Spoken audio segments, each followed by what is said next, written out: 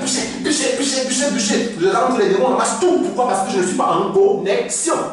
Ce qui garde ce que tu as appris, ce qui garde ce que tu as cultivé et amassé, c'est le Seigneur. Amen. Et c'est la connexion avec Dieu. Nous partons bûcher, faire des efforts pour gagner le monde. Pourtant, le problème, c'est que ce n'est pas protéger ce que nous partons gagner. Pourquoi? Parce qu'on n'est pas en connexion. Et le Seigneur voulait dire à Josué, Josué, quels que soient tes efforts, si tu n'es pas en connexion, qui va protéger? Qui va protéger?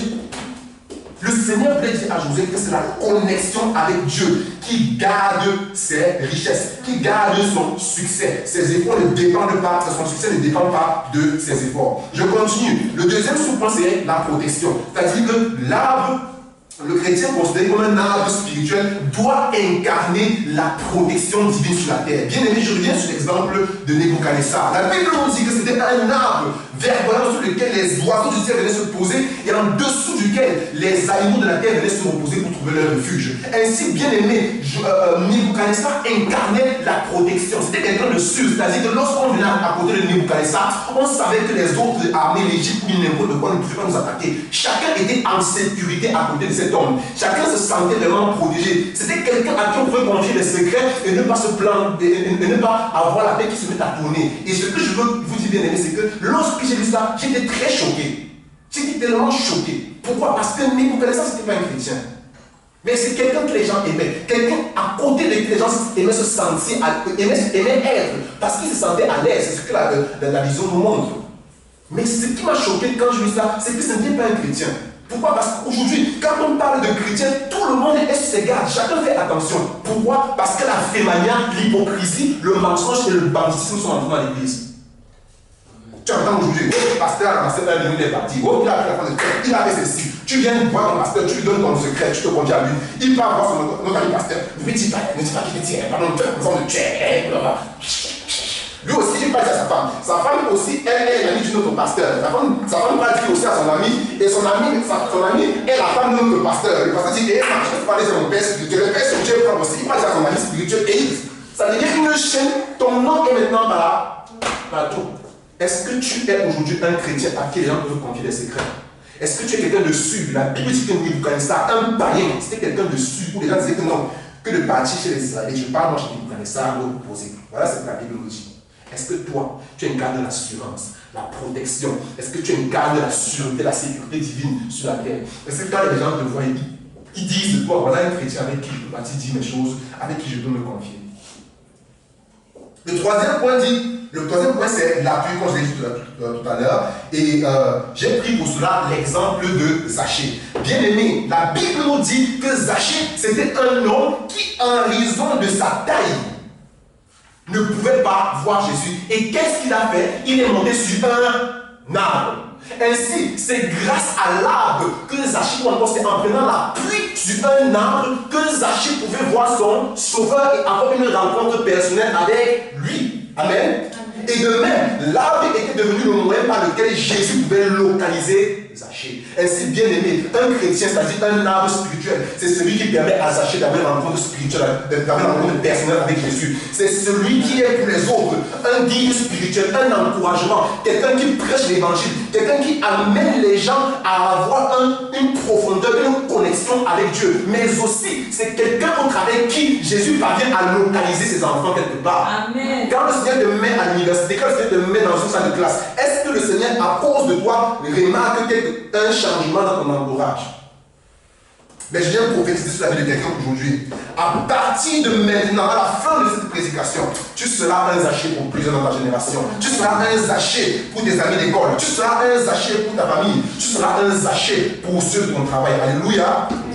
Bien aimé, la Bible nous dit ceci, que Zachée, lorsqu'il voulait voir Jésus, il n'est pas monté sur quelqu'un. C'était quelqu'un qui avait des moyens. C'était quelqu'un qui pouvait payer une autre personne et lui dire, porte-moi pour que je voie Jésus. Amen. Mais la Bible ne dit pas qu'il a payé quelqu'un, pourtant il avait les moyens de le faire. La Bible nous dit qu'il est monté plutôt sur un arbre. Bien aimé, j'ai compris, le Seigneur traité ma bien parce qu'il y a une très grande révélation. Je me suis posé la question quand je l'ai fait, c'est pourquoi est-ce qu'il n'a pas préféré aller monter sur quelqu'un?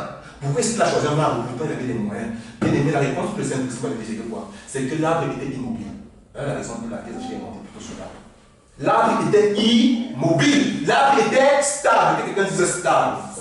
Bien aimé, lorsque tu montres sur quelqu'un qui n'est pas stable, si tu veux voir la personne, par exemple, c'est un arbre, si tu veux peut-être le voir comme ça, et que la personne en bougeant t'amène à te retrouver comme ça, tu seras mal à l'aise, n'est-ce pas? Tu ne seras pas à l'aise. Ou peut-être que si la personne a fait de voir et qu'elle veut partir, elle va partir avec toi. Tu ne vas plus voir ce que tu voulais faire. Donc il fallait que Zachée monte sur quelque chose qui allait lui permettre aisément de voir Jésus à sa guise. Bien aimé, ce que je veux que vous compreniez aujourd'hui, c'est que plusieurs ne trouvent pas appui sur les arbres spirituels que nous sommes aujourd'hui, nous chrétiens. Pourquoi? Parce que nous sommes des chrétiens instables.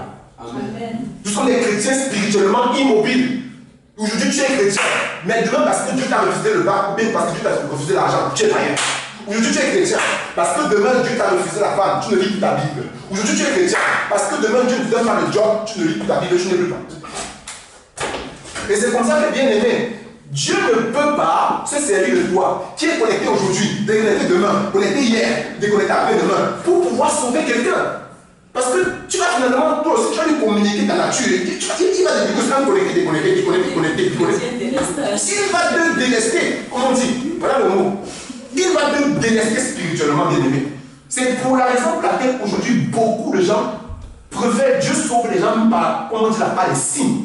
J'ai déjà vu des gens qui ont marché comme ça, dire que gars, je me suis repenti, pourquoi? Parce que ce que c'était dans ma chambre comme ça là, j'ai senti en moi quelque chose. Donc Dieu visite pas les gens lui-même.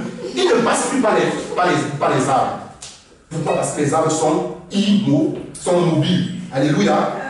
Bien aimé, la Bible nous dit que Zachée était court de taille. Et être court de taille, en gros, l'état de sa taille révélait la nature de sa vie.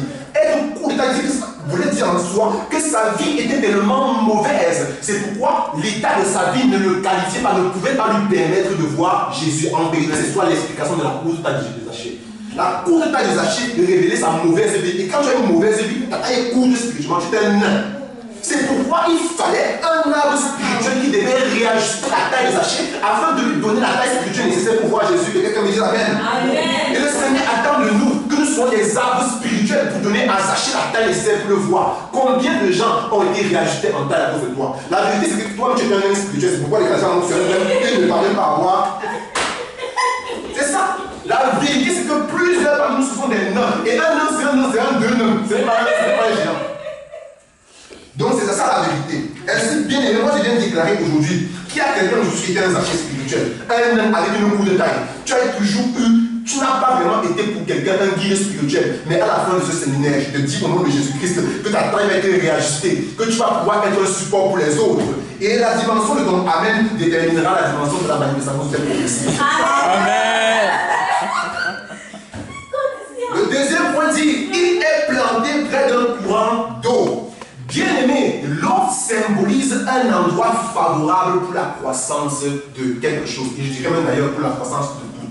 Parce que tout ce que nous avons ici dépend de l'eau. Amen. Donc, l'eau symbolise, je suis sur le deuxième point, il est plus facile pour ce qui est écrit. Donc, l'eau symbolise l'endroit, un endroit favorable à la croissance d'un objet ou bien de quelque chose, ou bien de quelqu'un. Bien aimé, comprenez-moi bien, l'endroit où nous nous trouvons influencera soit positivement, soit négativement notre vie spirituelle ou notre croissance spirituelle. Tu ne peux pas te lever, aller vivre au désert et espérer là-bas créer une plantation de canne à sucre. Tu tomberas en faillite le même jour. C'est pourquoi je viens vous dire, bien aimé, tu ne peux pas dire que tu es un chrétien qui recherche à être un arbre spirituel, à produire du fruit. Et t'élever pour aller dans une église morte, dans une église où les gens sont contre le réveil, dans une église où la véritable parole de Dieu n'est pas prêchée, et espérer là-bas porter du fruit.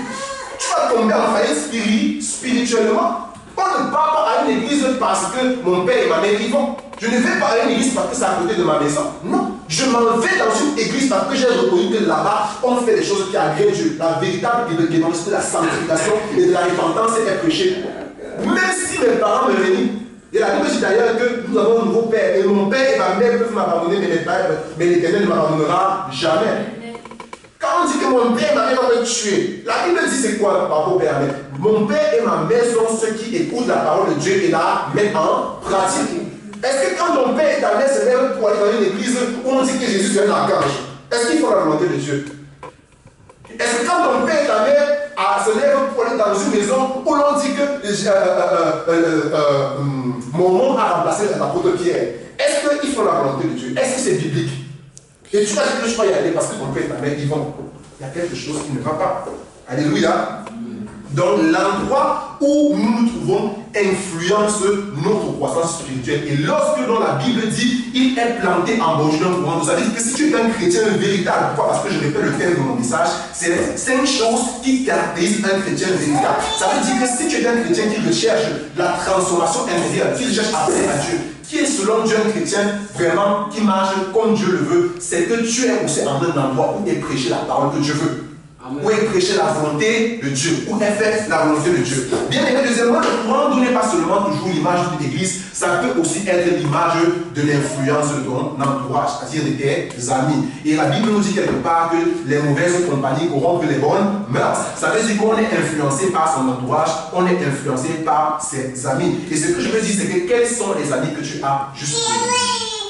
Quelle est la nature des amis? Et la nature ou bien la qualité des amis révèle ta détermination spirituelle. Si depuis 5 ans que tu es de nouveau, tu marches avec les mêmes amis et les mêmes amis sont païens, cela montre quoi? Que je ne prêche pas l'évangile. Et ça va devenir un courant d'eau qui va t'influencer et non que toi tu es influencé. Ça va devenir quelque chose qui va te détruire spirituellement. C'est pourquoi, bien aimé, je pars sur ce point pour vous demander d'être très positif, d'être très prudent en ce qui concerne le courant d'eau amical que vous avez. Que quelqu'un dise Amen. Le troisième point dit, il porte du fruit. Bien aimé, un chrétien sincère porte du fruit et cela de façon naturelle. Pourquoi? Parce que c'est dans sa nature. On n'a jamais dit que l'arbre a fait les pompes pour porter le fruit. Non. La partie la plus difficile au niveau de l'arbre, c'est quoi? C'est enfoncer ses racines. Et le reste est automatique. Lorsqu'un arbre est profond, porter du fruit devient automatique. C'est porter, c'est planter les racines. C'est la profondeur que je peux dire que c'est difficile. Mais pour un chrétien, si tu es dans un endroit, donc, une église, c'est-à-dire que si tu es planté en bougeant courant d'eau, c'est-à-dire que si tu as des bons frères à côté de toi, si tu as une bonne église à côté de toi, et tu ne portes quand même pas le fruit, parce que comme je dis, c'est dans ta nature, donc tu es obligé, c'est naturel. Par contre, si tu ne le fais pas, alors il est probable que tu sois sec depuis longtemps. Parce que le seul arbre qui ne porte pas le fruit, c'est un bois, on a mort déjà. Voilà. Bien aimé, la Bible n'a encore aucune science n'a démontré qu'un poisson a fait des cours de natation pour vivre dans l'eau. C'est dans sa nature. Il n'a pas besoin de faire d'efforts. Donc si toi, tu as besoin des cours de, comment on dit, je ne sais pas quoi, de natation spirituelle pour porter du fruit, ou bien si tu as besoin des cours de, de profondeur spirituelle pour porter des fruits, ça tire quelque chose qui ne va pas. Comme j'ai dit, l'exercice ou bien encore la difficulté, c'est au niveau de la profondeur. Mais porter du fruit, c'est naturel et aisé. Amen. Et je répète, si tu ne portes pas du fruit, malgré le fait que tu aies entouré de frères, c'est-à-dire à côté d'un bon courant d'eau et dans une bonne église, alors il est probable que tu sois sec. Et laissez-moi vous dire, bien aimé, la Bible ne dit même pas seulement que c'est l'arbre sec seulement qui va être coupé et jeté au feu. La Bible a dit, c'est l'arbre qui ne porte pas du fruit. La Bible n'a jamais dit sec, c'est moi qui ai dit sec. La Bible a dit quoi? C'est l'arbre qui ne porte pas du fruit. Écoutez-moi alors maintenant. Bien aimé, sachez-le. Si tu es dans une église et que tu ingurgites, tu passes seulement à ingurgiter les prédications de ton pasteur. On parle de retraite, tu es là. On parle de séminaire, tu es là. Tu es partout, tu es partout. Tu deviens finalement obèse spirituel. Pourquoi? Parce que tu manges les prédications. Mais lorsqu'il faut venir t'investir dans la maison de Dieu, afin de remettre ou bien afin de donner aussi ce que tu as reçu, tu ne le fais pas. Alors ça que tu es cet arbre-là, on va jeter dans le feu. Pourquoi? Parce que tu n'essaies pas sec, tu manges les prédications, tu es partout dans les séminaires, tu es bien, mais tu ne portes pas du. Et la Bible l'a dit, ce n'est pas moi, que c'est l'arbre qui ne porte pas du fruit, que tu sois sec ou pas, c'est l'engage de toi. Donc sachez-le bien aimé, l'évangile que nous prêchons, ce que le pasteur, ce que nous vous donnons là-haut, c'est en même temps votre condamnation. Pourquoi? Parce que le Seigneur a investi. Et il est bien dit que quand il investit, il attend le bénéfice. Donc il t'a mis sur une terre fertile, il attend de toi que tu portes du fruit. Tourne-toi et dis à ton voisin, je vais porter du fruit. Dis à ton voisin que je vais porter du fruit parce que c'est dans ma nature. Bien aimé, l'état sanitaire et infrastructurel de cette église, en supposant que c'est la nôtre, révèle le degré d'investissement de ses membres.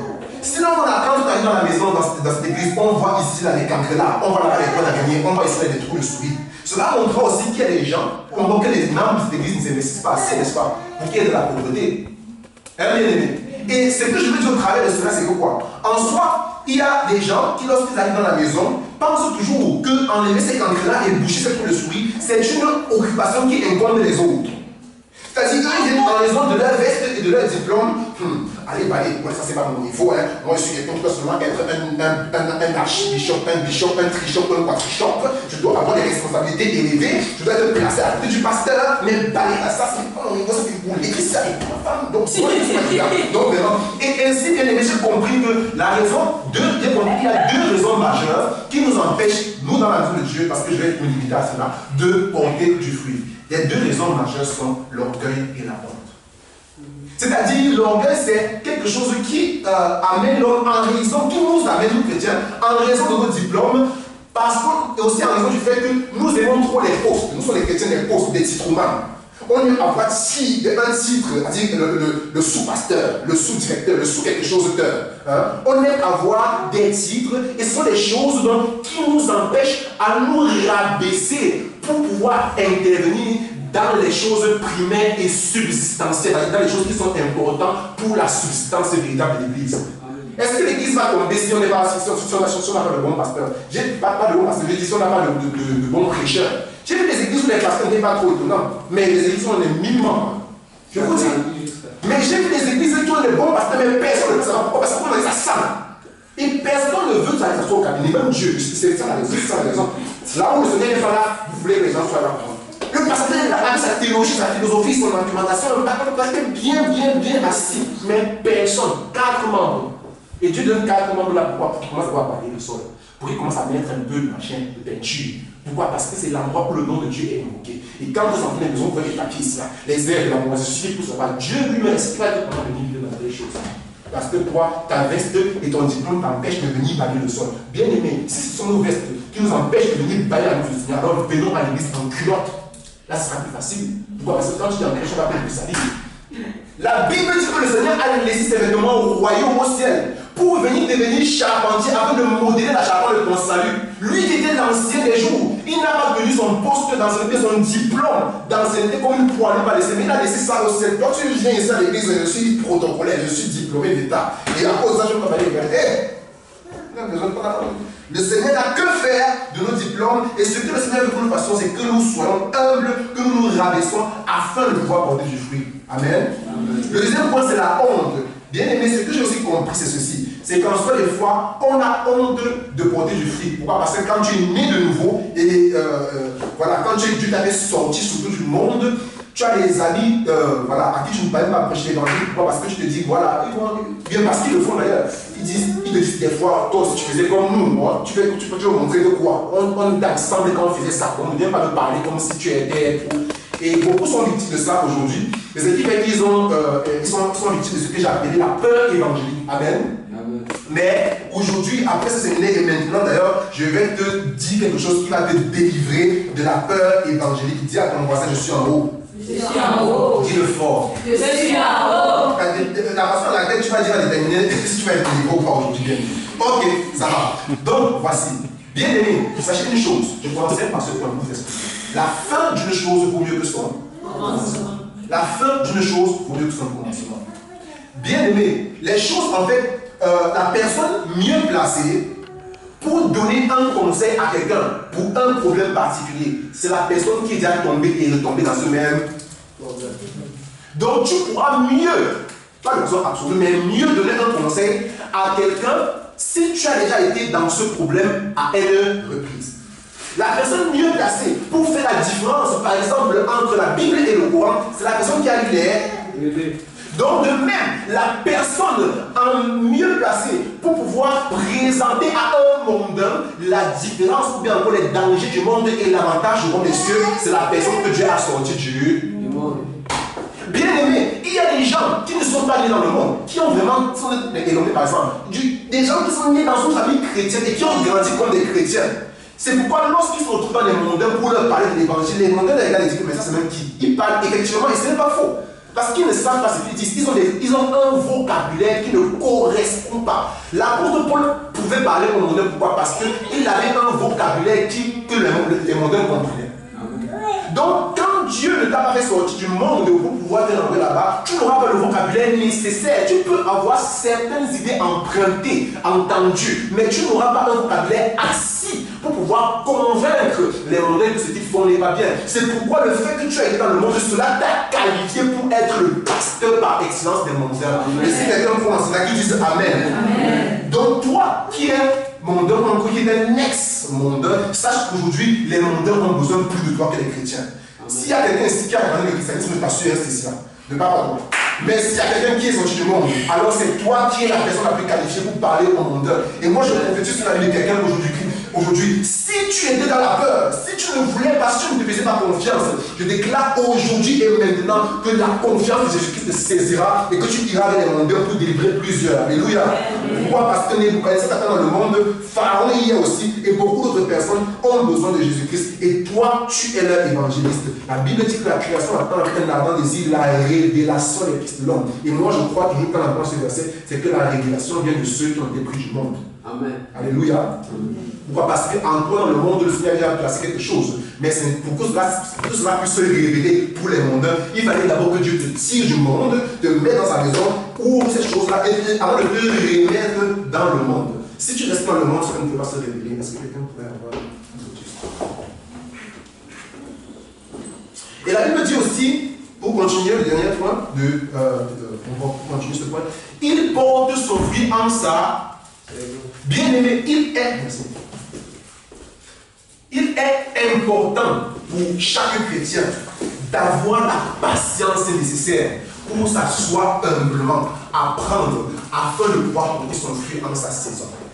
On n'a jamais vu un manguier donner le fruit en saison sèche. Et même d'ailleurs, lorsque le fruit n'est pas encore mûr, pourquoi? Parce que la saison c'est un facteur irrétable. Si le fruit, quand le manguier commence à grandir, c'est-à-dire dès la fin de la saison sèche, c'est au milieu de la saison pluvieuse que ces fruits sont mangeables, n'est-ce pas? Si on pense à comme ça, si on suppose que c'est en saison pluvieuse que la mangue donne le fruit.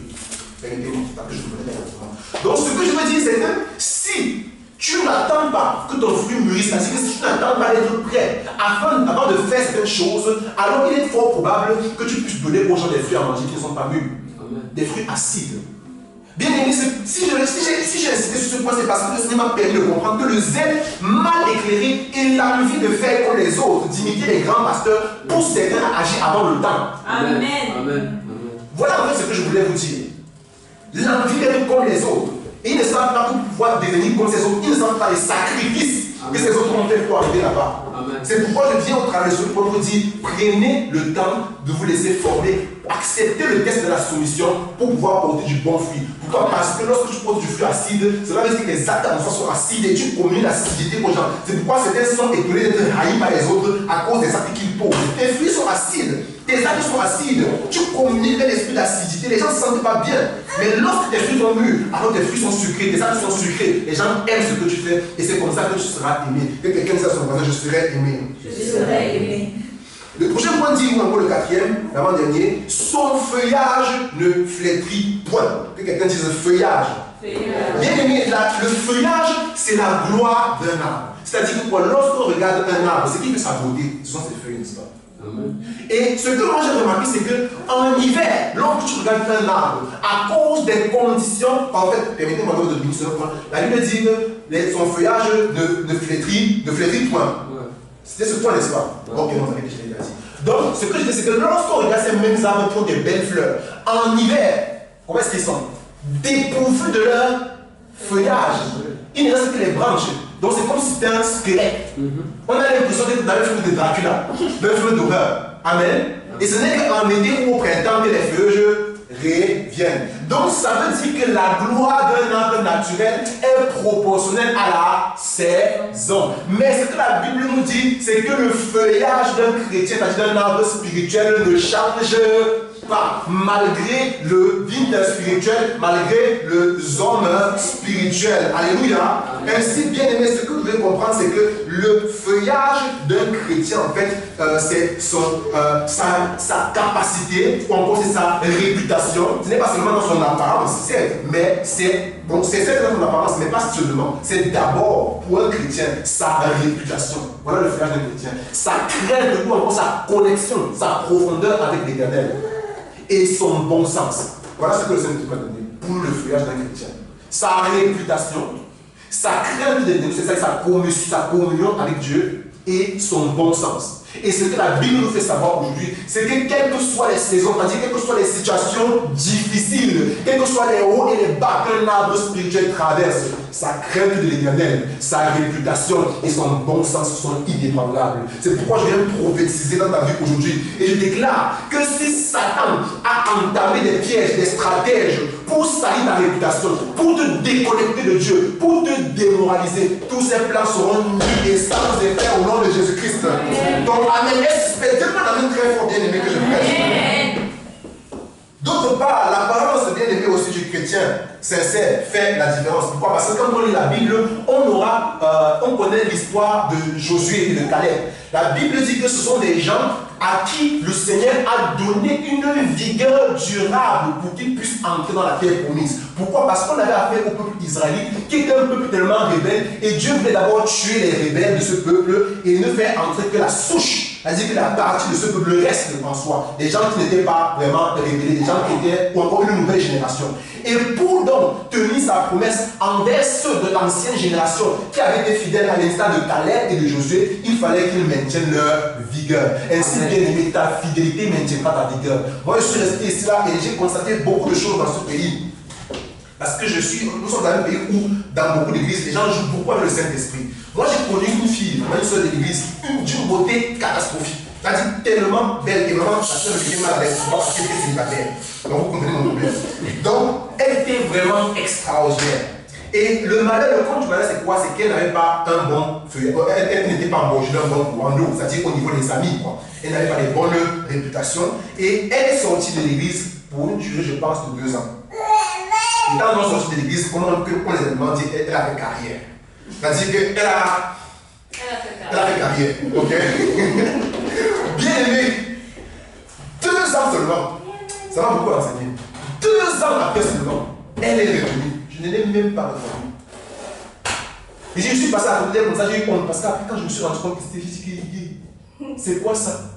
Elle avait vieilli. Bien aimé, comprenons que ce n'est pas parce qu'on vient donner notre dîme que Dieu sera avec nous lorsque nous allons aller vers notre délinquance. Si tu sais que tu vas venir donner ta dîme parce que Dieu va te garder quand tu vas aller vers tes machins, bête-toi, reste-toi chez toi avec ton argent.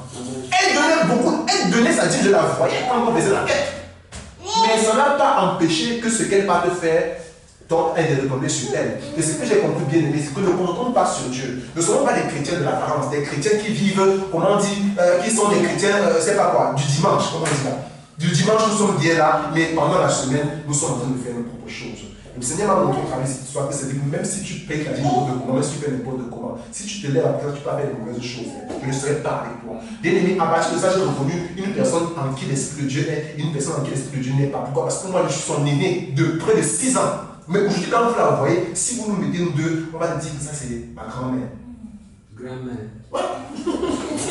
Et vous dites, mais ce que je veux dire aujourd'hui, c'est que s'il y a quelqu'un dans la salle, si tu reconnais que tu donnes le meilleur de toi pour plaire à Dieu, alors je viens prophétiser dans ta vie et je déclare que même si les sorciers avaient jeté sur toi un sort, un masque de vieillesse pour t'enlever ta jeunesse, même si à cause d'une histoire qui s'est passée dans le passé, tu avais perdu quelque chose, je viens de le redonner au nom de Jésus-Christ.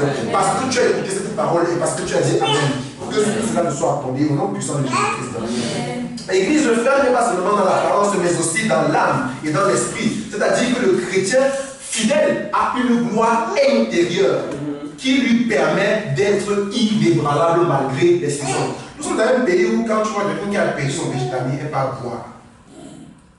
Tu vois quelqu'un qui a payé son job, il passe à lancer sur le train, que le train est coupé. On a qu'une idée. Ou bien tu vois quelqu'un qui a un petit problème, il part prendre la drogue, il passe se saouler, et ainsi de suite. Tout simplement à cause d'un feuillage intérieur très faible et ébranlable. Mais je vais vous choquer en vous disant quelque chose bien aimé. C'est qu'en soi, quand moi j'ai des problèmes, moi aussi je bois. Et je veux aussi avouer que lorsque j'ai eu des problèmes très difficiles, j'ai essayé la drogue. J'ai essayé la drogue. Et quand j'ai perdu mon job pour la première fois, je suis allé, j'ai voulu me jeter sur le train. Mais bien aimé, la différence, c'est que la drogue que j'ai prise s'appelle le Saint-Esprit. Amen. L'alcool que j'ai bu, c'est la parole de Dieu. Alléluia. Et le train sur lequel je me suis jeté s'appelle Jésus-Christ de Nazareth. Et que l'on